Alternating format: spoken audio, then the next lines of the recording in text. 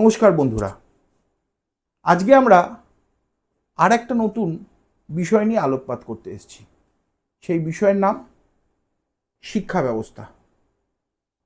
আমাদের বিশ্বগুরু বলেছেন প্রত্যেক মিনিটে নাকি আমাদের এখানে নতুন কলেজ তৈরি হচ্ছে, প্রত্যেক ঘন্টায় নাকি নতুন ইউনিভার্সিটি তৈরি হচ্ছে।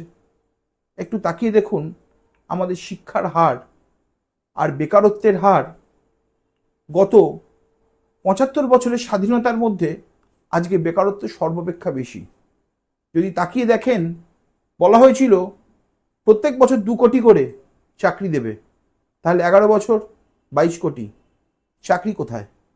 আজকে মিলিটারি সার্ভিস, শর্ট সার্ভিস কমিশনকে তুলে তারা আজকে সিভিক নতুন একটা নিয়ম নিয়ে চলে এসছে।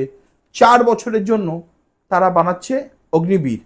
তার মানে আমরা ভারতবর্ষের এমন একটা দল তৈরি করছি মিলিটারির, যারা 4 বছর ট্রেন আপ নেবে, তারা শিখবে, ভারতবর্ষের সুবিধা নেওয়ার পর তাদেরকে ভারতবর্ষ সরকার ছেড়ে দেবে।